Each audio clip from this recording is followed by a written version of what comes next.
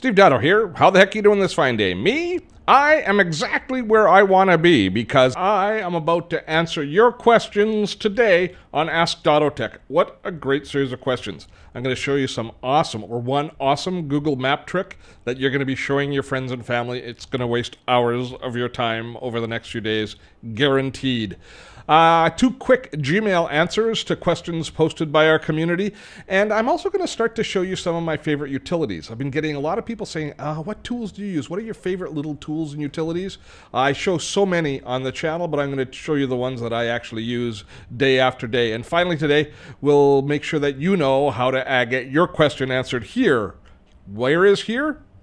It's Ask Dotto Tech.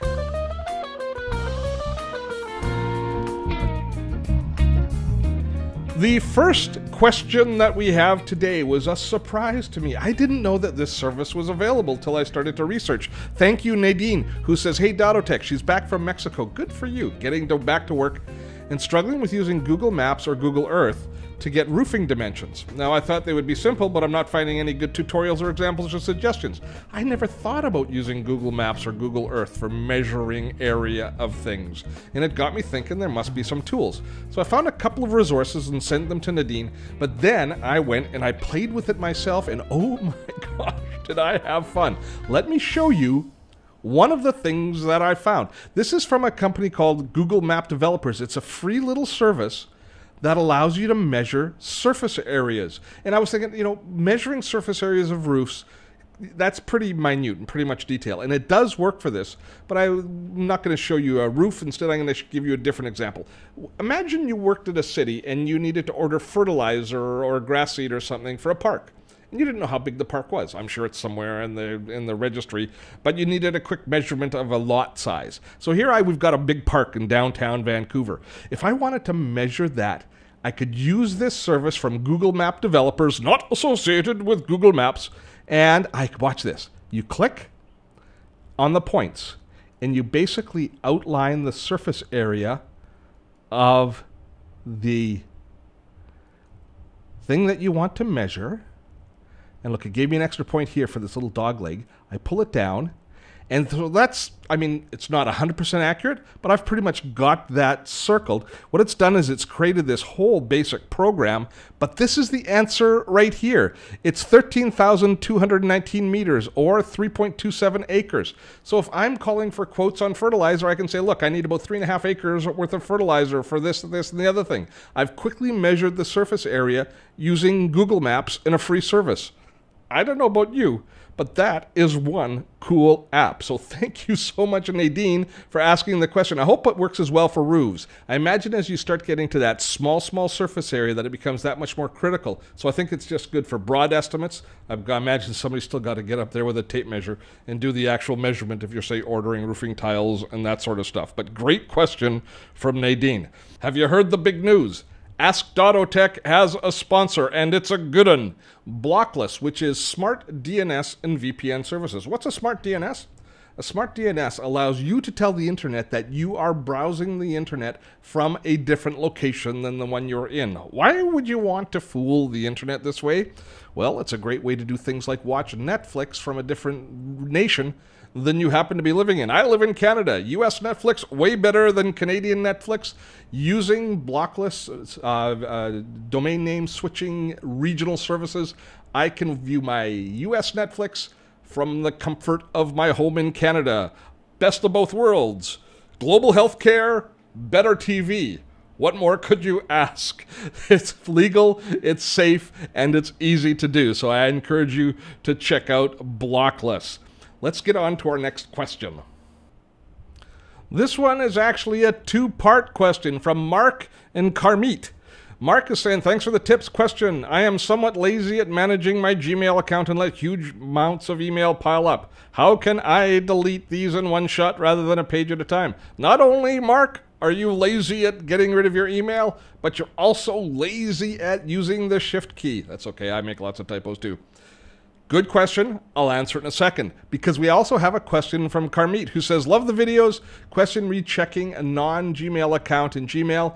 been using it for years, but finding that they want to be able to set up how often Gmail polls. I find this to be a fascinating question. By polls, what I mean is how often does Gmail check to see if there's new email coming in? Because most email services, you can say, check my account every 5 minutes or every 4 minutes or every 20 minutes, whatever you want. That comes from the old days when there used to be a dial-up modem and you used to have to dial up and actually check and connect. And sometimes you'd be charged by the connection. So people wanted to set how often they were actually checking their email. That's kind of ancient news now, but it's still nice to be able to know how fast it's refreshing and how often it's looking out there for email. And it's a challenge in Gmail because it doesn't actually do what we would think it would do. And I spent a lot of time a while back looking at this exact problem. So I'm going to answer both of your questions because they're both quick answers and easy to deal with. So first of all, let's deal with the question about deleting multiple emails. So what I've done, just for you, is I've let my email pile up in my inbox. I have 370 messages. Instead of having to delete them a page at a time, what you can do is if you click on the checkbox in Gmail, as you select it, you'll see right here you get a dialog box that says all 50 messages in this page are selected. Do you want to select all 372 in your primary? If you select all, it's going to select all 372, and then you can delete them en masse should you choose. Is that quick enough for you? I imagine it is. The other question was regarding how often Gmail checks. And as this is for so many of the things, we go into our Gmail account settings and try and find a place and determine how often it's going to go in and it's going to check our email. And here we've got the kind of the smoking gun. It tells us that it last checked this account 51 minutes ago, this one 15 minutes ago. And you'd like to be able to edit that, wouldn't you? But you can't. So here's the deal. Gmail will check your accounts based on how much activity is in the accounts. So if you're getting a steady stream of email through the workday, it's going to be checking almost in real time, really frequently. But if it's a site that doesn't get maybe 1 or 2 emails a day, it's only going to check that site maybe every couple of hours, and you can't change that setting. Wish you could. If anybody out there knows how to change the setting, please let us know, because I spent a whole whack of time researching this and I came up with butkus. Couldn't figure out any way to do it. And all the research that I said came back with told exactly what I just said, is that they basically look for how much traffic is coming to that account and then respond in what they consider to be an appropriate fashion. So sorry, can't help you more with that particular challenge. But I do appreciate the questions, Mark and Carmeet. Finally, Fred. Hey, oh no, Fred. I'm not answering that one. I'm answering this one. Fred had a comment about LastPass secure notes, and I'm going to do another LastPass thing because we had a whole bunch of comments on LastPass. This is the one we're going to answer. Big fan of the videos. Watch them all. I'm glad to hear that, Fred. He's loving his new iMac, and he's discovered the widget page that comes with in the iMac, and he's asking which widgets I use that make my life easier. Now, the widgets on the Mac page, thank you, Fred, for the question. The widgets on the Mac is this page here that we have, which is kind of a set in startup, and you can set these little widgets, these little tools that are available to you.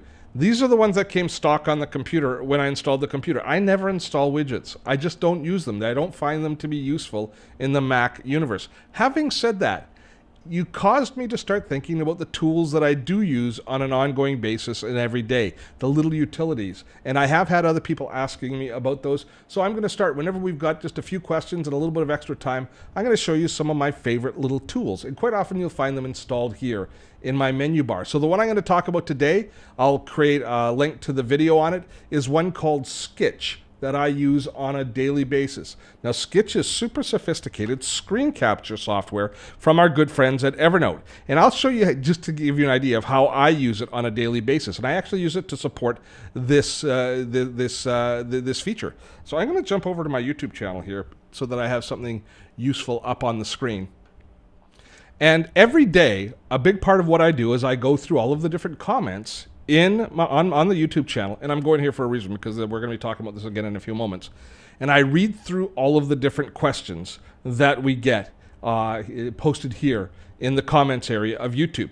Now, when I find a question that I want to include in Ask Dotto Tech, what I do is I just do a screen grab of the question itself. So if here was the one just from Carmeet that we asked just a little while back. Oh, Carmeet's already responded. That's nice. They got the information.